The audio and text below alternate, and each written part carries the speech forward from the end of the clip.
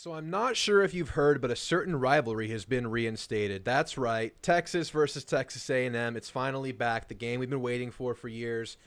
And if you want to go to this game, it's going to cost you over $700 just to get into the building. And I actually think that price point is very warranted. Of course, both fan bases are itching for this game. I imagine quite a few Longhorns are going to travel up from Austin to College Station to watch one. Aggies across the country will travel back down to College Station to see this game. Every student's going to be there. But I'd wager that this is the most anticipated game of the college football season overall. Through all the realignment, through all the change that's been happening in college football, this is one of the positives that we've gotten out of all of that. The game is back.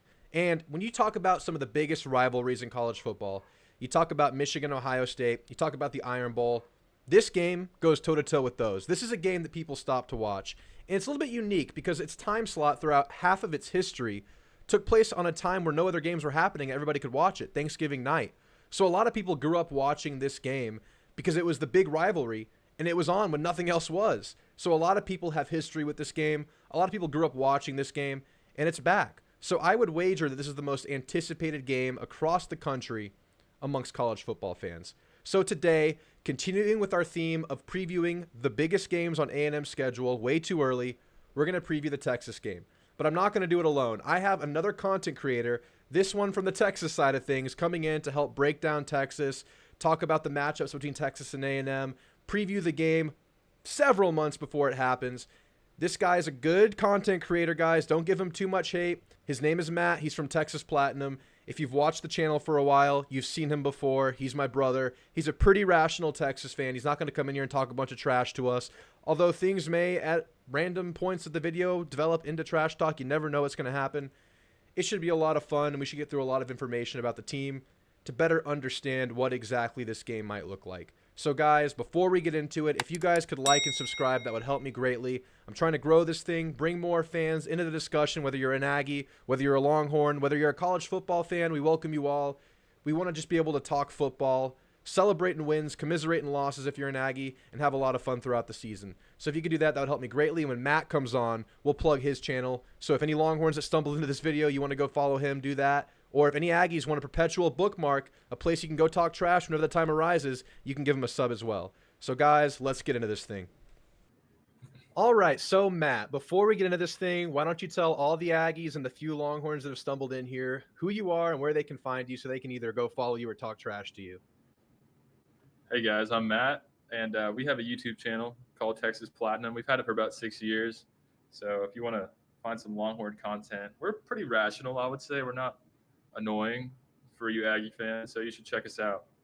Yeah, I get a lot of Texas info from them. They're pretty good. They keep it pretty even keeled. So, but if you want to go talk trash, by all means, I think they welcome that. But anyway, Matt, you know what's coming up. We got a big game to cap off the 2024 season. We've been looking forward to it for a long time.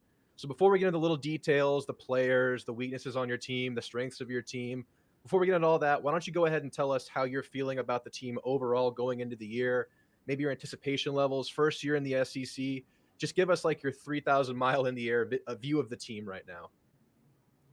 I say it every year, but probably the most hyped, anticipated offseason in a long time. It's hard. It's every year seems like that, but especially this year. The schedule is so much better in the SEC. You get big brands. You get to play Arkansas again and A&M. And Sark is just building we think he's building a monster, and we're kind of waiting to see if it's true. We all think it is true. He had one great year, but it's been trending so good for so long now, and it just looks like the sky's the limit. So we feel really good.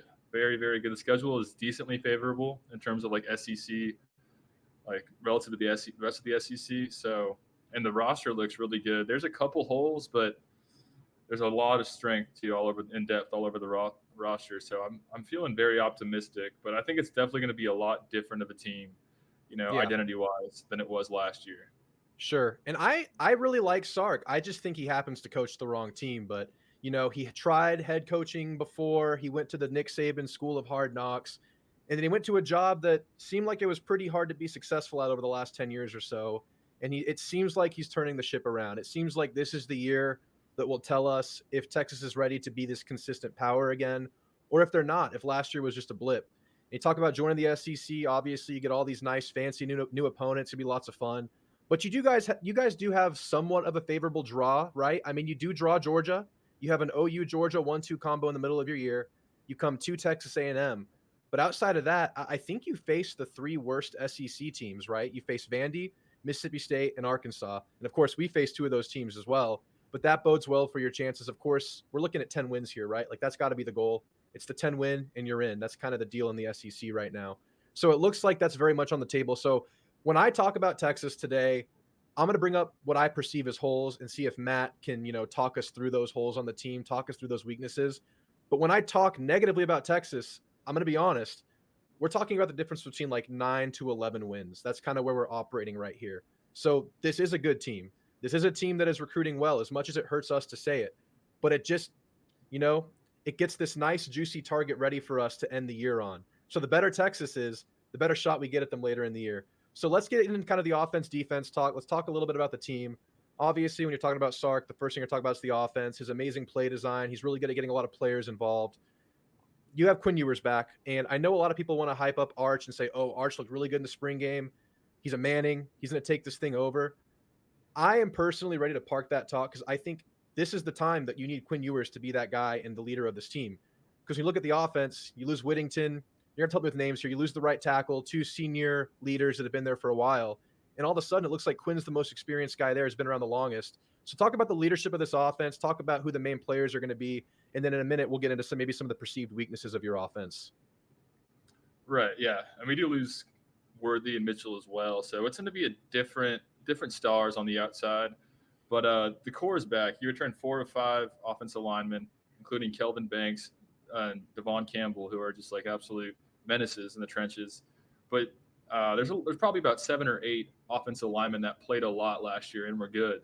So we have a nice deep O-line, I want to say, which is very exciting because Quinn, he's not the greatest under pressure, and like I'm sure he'll admit that.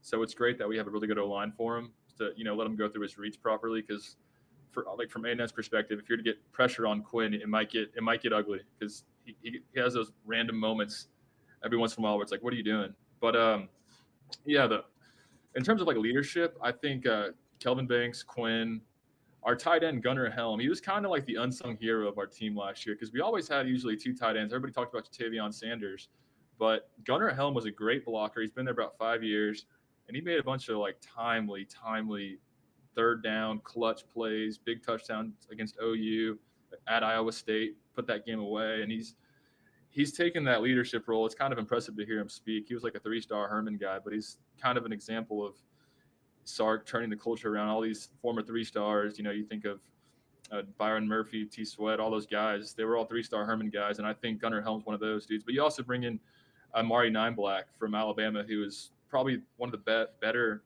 receiving threat tight ends in the country. And Sark's offense is like, if you're a tight end, you want to play in Sark's offense because he always draws them up beautiful, wide open plays. I believe the tight end screen was our most explosive play, like in the entire playbook last year, if you go back and look at the stats. So it's exciting to have Jatavion was great, but he's kind of slow. Nyblack can take the top off of defense at tight end, but of course not as good of a blocker. And the transfers, Isaiah Bonds, the first one that sticks out. He made that big touchdown game winner at Auburn, but he kind of struggled with Milroe just because Milroe was kind of up and down. But I think Isaiah Bonds got that speed. I mean, he was the number 1 receiver in the portal for a reason. He looked really good in the spring game, at least the second half of the spring game after he had a few early drops. But Matthew Golden's there too from Houston, who's a guy that we played against last year. And, man, that was terrifying whenever he got the ball. So it's nice to have him on our side. Silas Bolden's like another small but really fast dude from Oregon State who was just a gadget guy. But, man, he's very explosive. So it's going to look kind of like, I would say, 2020 Alabama. I'm not saying they're going to be that good, but in terms of like the receiver skill set, a lot of small, really fast guys. There's no AD Mitchell. I guess Ryan Wingo is a bigger dude that can, get up and moss people, but he's a freshman, although he looked generational in the spring game. I will say I watched the spring game and he definitely stood out. And while we're on the receivers right now, that's obviously a question mark going into the year. I know you have a lot of options there, and that's a good thing. In college football, there's always a level of question with every position group because players are always in and out. You have a lot of options there. And I know this doesn't really pertain to our game. And by the time we get to our game, all these questions will have been answered. But talking about this Michigan game, your first test of the year, who are the starting receivers, and are they ready to go to Ann Arbor against a high-level defense? Their offense is probably going to be a struggle bus, but the defense is going to be solid across the board. Defensive line, secondary, they're going to be solid. Sark likes to get a lot of guys involved in his offense, especially early in games. It seems like from afar, it seems like he likes to spread the ball around to get players in the game. Who are those guys he's targeting early, and do you think they can be up to speed enough to overcome that challenge so early in the year? It's the same question we have about going into the Notre Dame game, although we have the luxury of doing that at home, which changes a lot.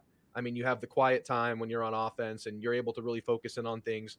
On the road, you're going to be, fighting through a hellstorm. So, I mean, what are you looking at in that early matchup versus Michigan? And does that matchup scare you at all for that reason? You have so much new with your weapons on offense, at least in the receiver room, because we'll talk about the running backs. Running backs look like they'll be just fine. Yeah, no, it's definitely concerning. I mean, it's funny because, like you said, Sark likes to play a lot of guys. A lot of people get touches, and that's true, except for receiver. He's always been two bell cow receivers, maybe a third, and that's it. Don't rotate receivers, and it's worked out well. He produces NFL receivers left and right. But this year, I think it's going to be a little bit more by committee because there's just like 6 or 7 guys that look really, really good. But I think if you had to if I gun to my head, if I had to name the starters in the big house, Isaiah Bond would be in there. Um, Probably Ryan Wingo. He just looks different than the rest of them. Although he is a freshman, so maybe not. Jonte Cook is a guy that's been in the program 5-star. I think he'll get a start. He's got a lot of potential. And maybe Matthew Golden is the third guy, or Silas Bolden. And you also have DeAndre Moore, who looked really good. He was a highly ranked guy, redshirt freshman. So, like I said, I think it'll be a committee. But yeah, it is concerning in terms of like the chemistry because honestly, Quinn and Xavier Worthy never had great chemistry for as good as Yeah. they were. And they were together for a long time. So you kind of wonder if Quinn will be able to establish some sort of chemistry with these dudes that he has now. I mean, A.D. Mitchell was great for him because he could just throw it near him and A.D. Mitchell's going to catch it. I don't know if you have a guy like that. So hopefully Sark helps Quinn out by giving him, friendly plays to build that chemistry early on. But yeah, it's definitely a concern. But the talent's there, and I know Quinn's going to have. I don't know, at Michigan that D-line's nasty, but I think you'll have some time to make the proper throws. And I know if someone's open, you'll hit them. Your offense versus their defense is super intriguing. Those trenches are going to be insane. Trench warfare is going to be great. I wonder if your running backs will have any luck. I know you have a wealth of riches there right now. They're young, and they're kind of coming into the first year where they're the ones that are going to be asked to carry the load of the offense. But give us the couple names. I think Red just transferred out, so now it's Blue and Baxter, and maybe a third guy. Give me a little breakdown of the running back room real quick. Yeah, no, it's the running back room looks fantastic. CJ Baxter would probably be the starter. He's the bell cow, 5-star guy out of Florida. He really carried the load once Jay Brooks went down. He's our bruiser. But Jaden Blue really just turned it on second half of the season. I think he's clocked in at one of the fastest running backs in the nation last year, and he looks great. I'm very excited to see. I think he might be our best player overall in the entire team next year, which is saying something. And then Trey Wisner, the other young guy, looked really good down the stretch, always making huge plays on special teams. So that's going to be the 3. Then we got 2 freshmen that look promising, but they'll probably not play too much. They're kind of young. Yeah. Okay, and real quick, while we're on the subject of offenses, I know I talk to my Aggies all the time. They know my thoughts on the A&M offense. Real quick, give your perception of A&M's offense. What do you think about the O-line situation, Connor Wigman? I know we're pretty thin at the receiver room, but we have some guys that we're really, really excited about in that room. Maybe not the deepest room, but at the top, it feels pretty good. Give us your thoughts from afar about the A&M offense. Well, first of all, I think Weigman's very good. I'd like to see more more playing time, of course, out of him. But whenever I do watch him, he does very well.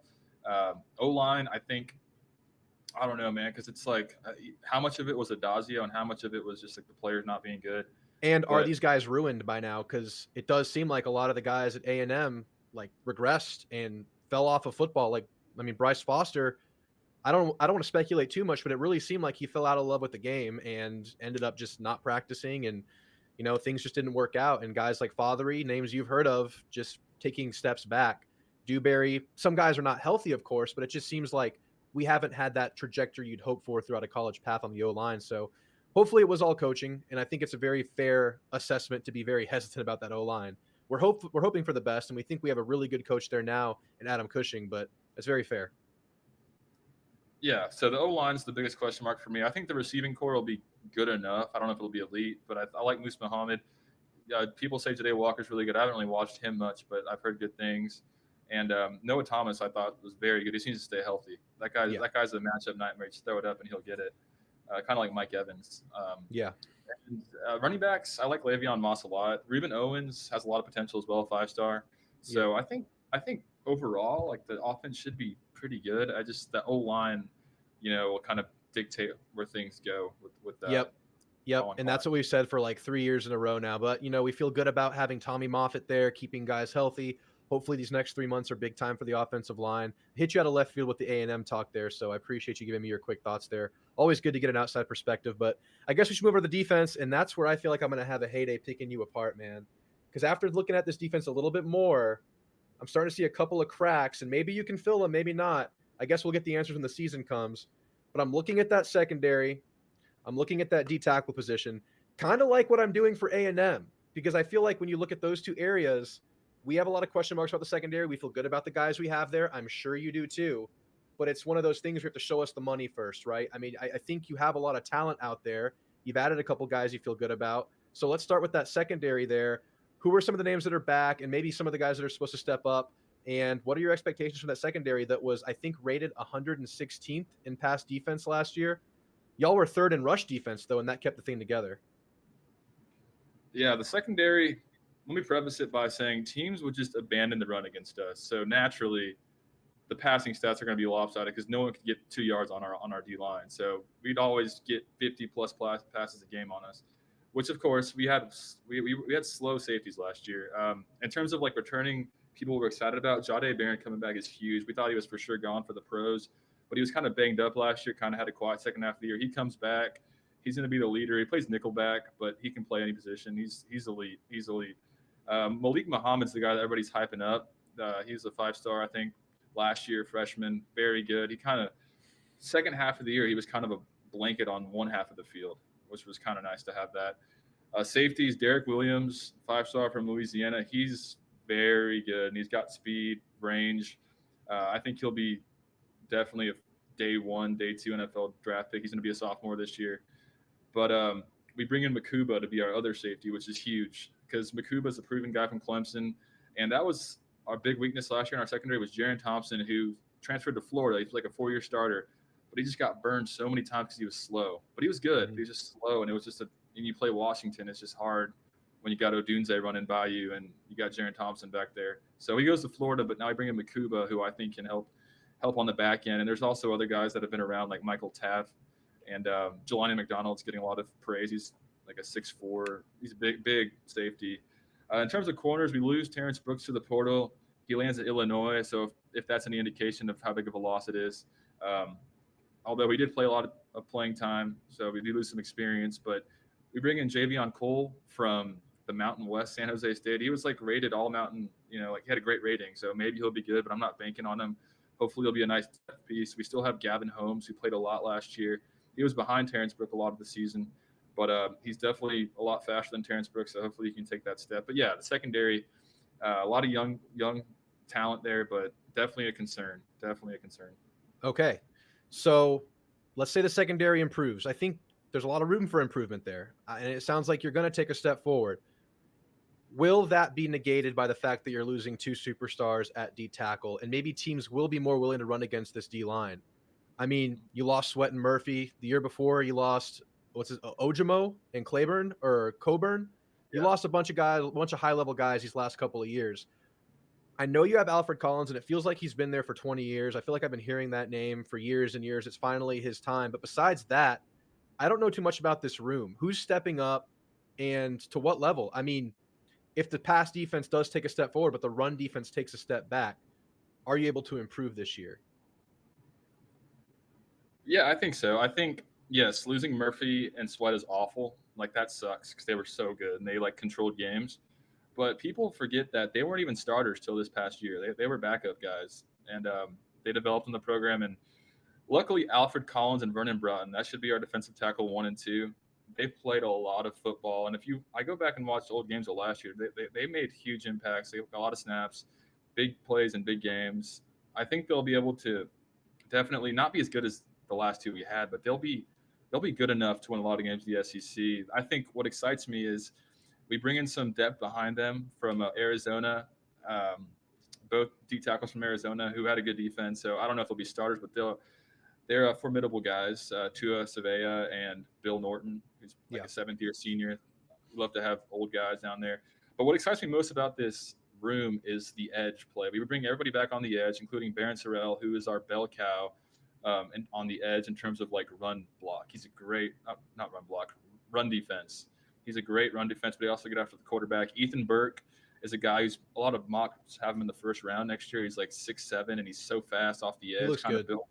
Yeah, he's supposed to be really good. We still have Finkley, who's been there for a while, Justice Finkley. But then you bring in Trey Moore, who had like 16 sacks last year at UTSA, all American Athletic Conference Player of the Year, and he's just going to be one of the guys. You also have Colin Simmons, 5-star from Duncanville, on the edge too. So I think we'll lose some of that, the run defense in the middle, but I think the edges will be definitely stronger. You have Ant Hill growing up, who I think has definitely a higher upside than Jalen Ford.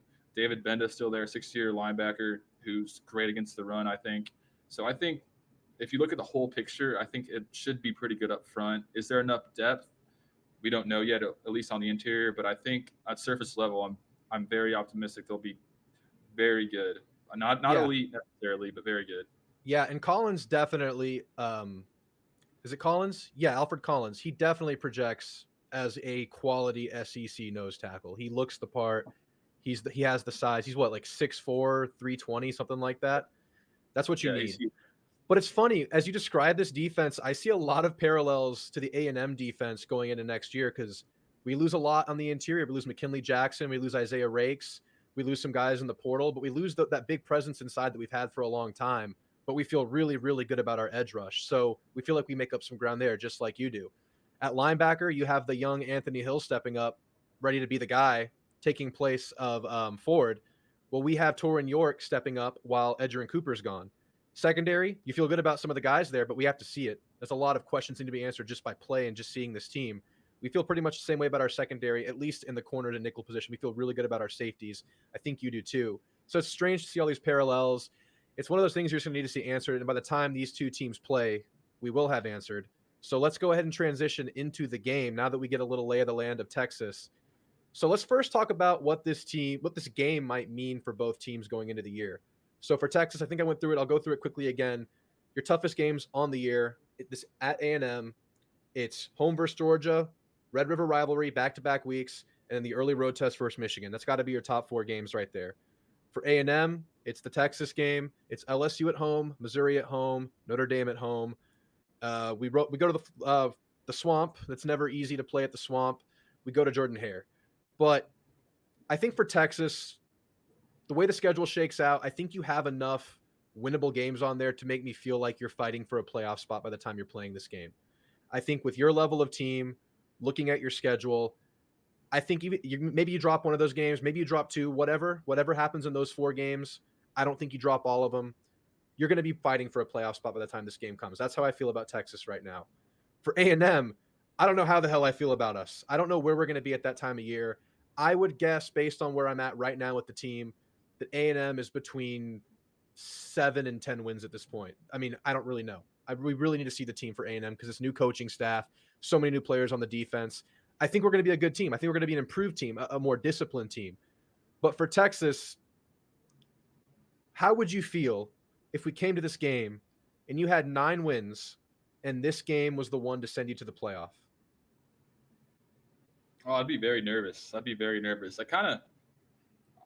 but at the same time, let's say best case we're 11-0.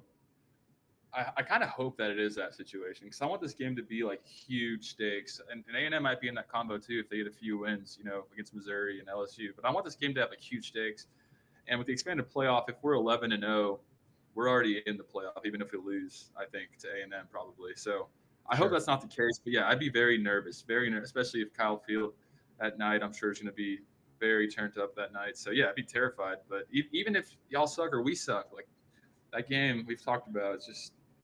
There's so much built in with this game. Yeah, you never know. You never know. One team could totally have like a dud of a year. I mean, A&M could have like a failure to launch, whatever. And this game is going to probably be competitive and crazy. That's just how games like this go. So if you were watching this game You're scouting A&M out.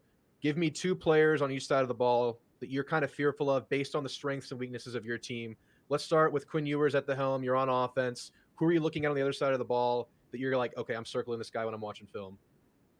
Well, based on everything I've heard, I haven't seen a single snap of Nick Scorton because he played at Purdue, but I think he's probably going to be a problem based Oh, on you've heard it everybody's. right. You've heard it right.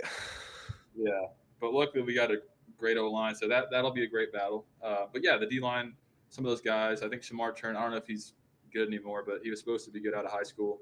I Yeah. know that guy's scary. Torian York's a good player, so I'd be concerned about the front seven more so than the back end, just because Quinn has shown that he can dice up a lot of defenses on the back end, no matter who they are. Yeah. But yeah, that front seven could be a problem for us. Don't Absolutely. forget Bryce Anderson. I know you know the name. Yeah, he's good. I'm a He's out there Bryce playing Anderson. safety now. Yeah, I was on deep threads this past offseason trying to find some rumors of Bryce Anderson portaling to Texas because he was a guy that Texas should have had.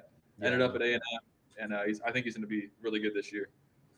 Yeah, he'll be out there. Scorton's the real deal. The D line should be good. And the thing with our interior D line, it's a lot of freshmen, or not freshmen, but young players who are jumping into more experience than they've had before, like DJ Hicks, who projects as, if not starting in the two deep, like Gabriel Brownlow-Dindy, whose career has kind of failed to launch thanks to injury.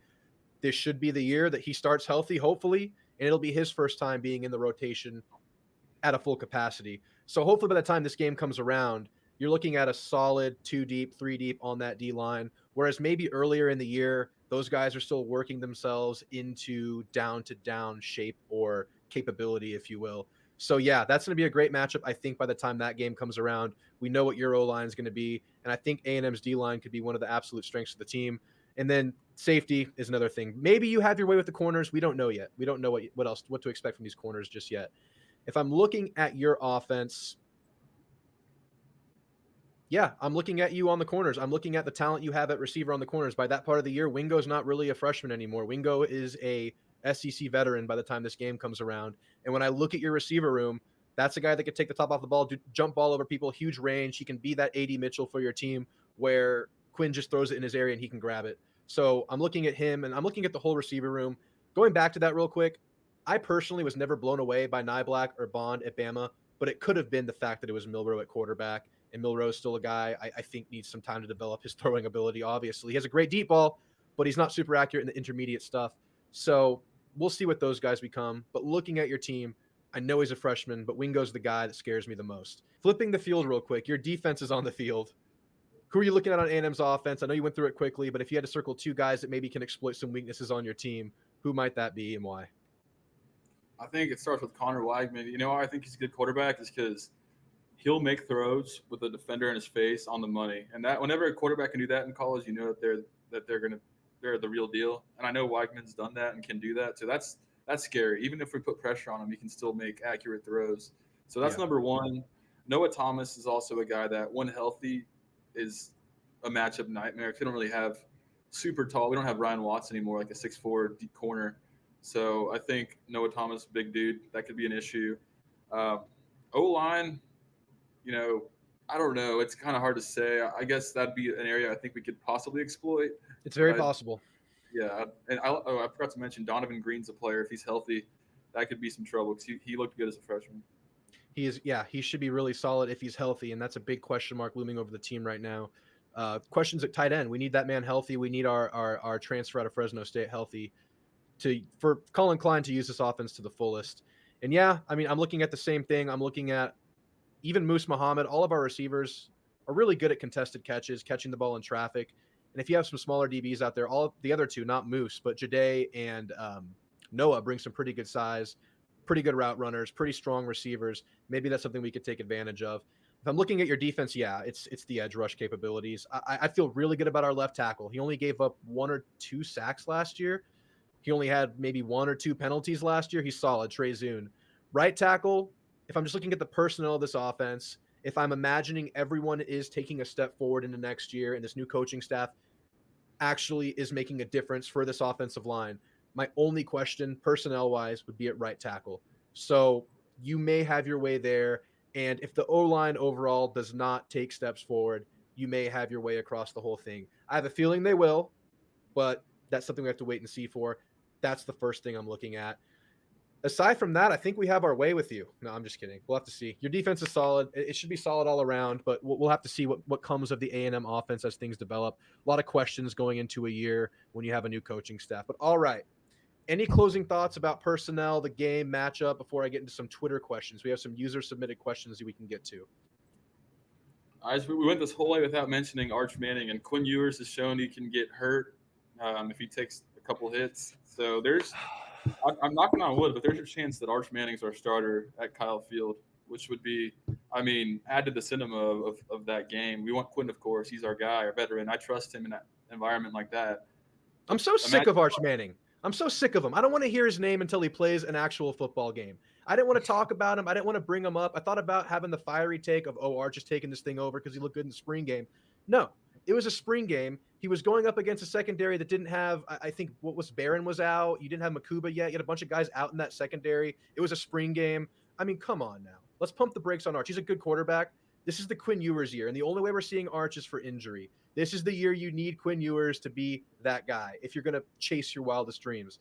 Because you're in the SEC now, right? I mean, you need a veteran quarterback the first time navigating this conference. You had a couple of close games in the Big 12 last year. You almost lost to Kansas State. There's a couple other close games.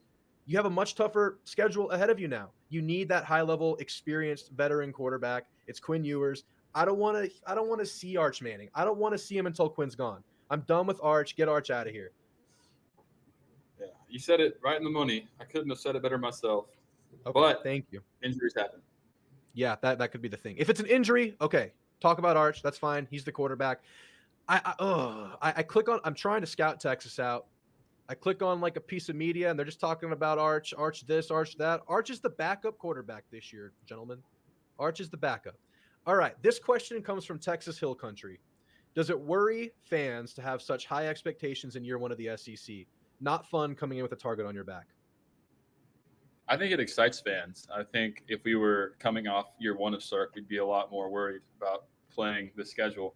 But yeah, the stakes are higher, of course. But no, I think it excites all of us. We're all super excited. But yeah, it would be very disappointing if we came into the SEC in year one and just like flopped.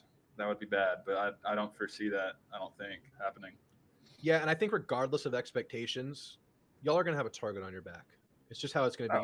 You're the new kid on the block. You're in the playoff last year. You're a national brand. You already have a built-in target, and expectations are high. I guess that does heighten it, but it was already pretty high to begin with.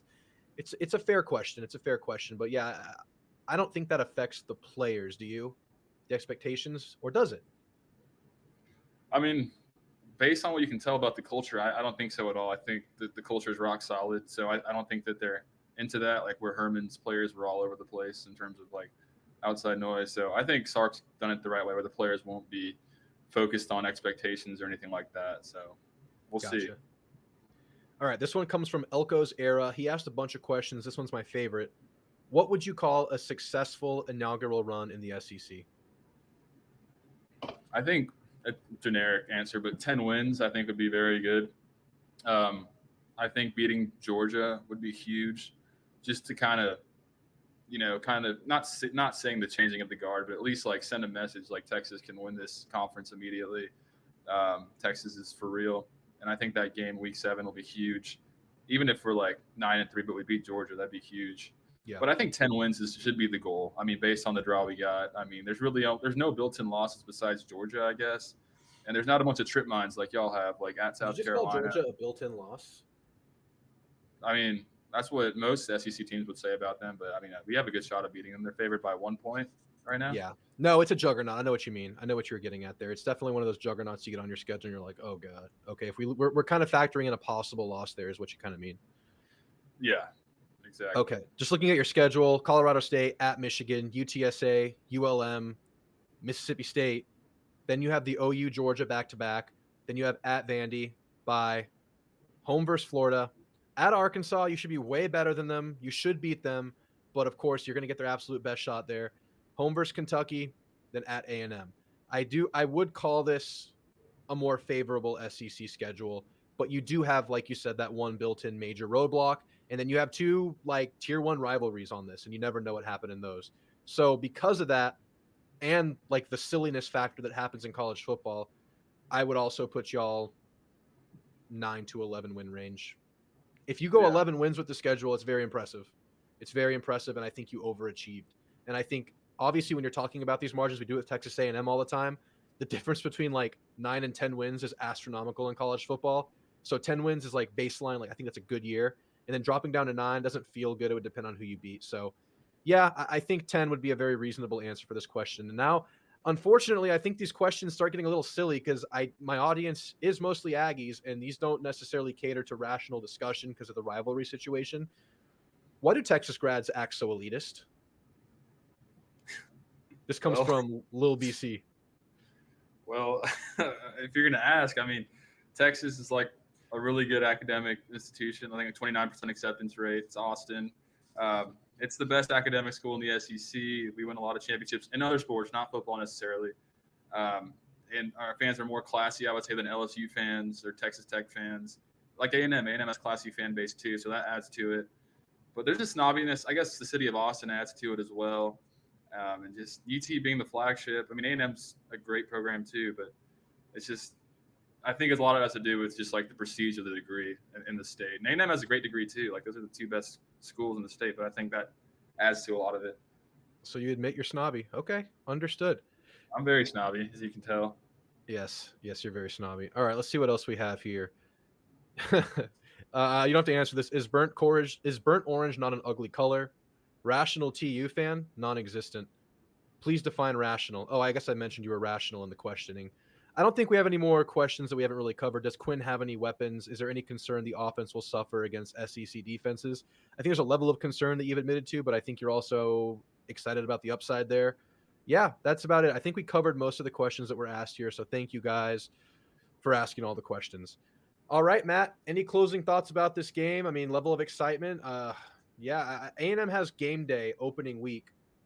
Can A&M College Station get game day to open and close the season? I feel like this is like a priority game day situation. Yeah, no, it'll definitely get game day for that game. I think no matter the circumstances, just because it's such a big moment. You know, college football, all the changes that have like ruined rivalries. Well, like one of the best ones is coming back, thankfully, from this. Yeah. So, and it's going to be beautiful this day. We've talked about this. You know, 11 a.m. you'll have Ohio State, Michigan. 2:30 you'll have the Iron Bowl, and then prime time. I'm assuming it'll be prime time. Will be Texas versus A&M. So it's set up to be just absolute bonkers. Uh, I'm definitely not going. I'll be watching that probably by myself somewhere. I That's was too going to say, emotional. for a crisp $1,500, do you want to go to the game with me? No, I don't. No. It's so Because expensive. if we lose, that'd be so bad. That'd be You're so bad. stuck there. You're Yeah. stuck. All right. Yeah. I'll go to the one in Austin the following year, but Yeah. not this one. Yeah.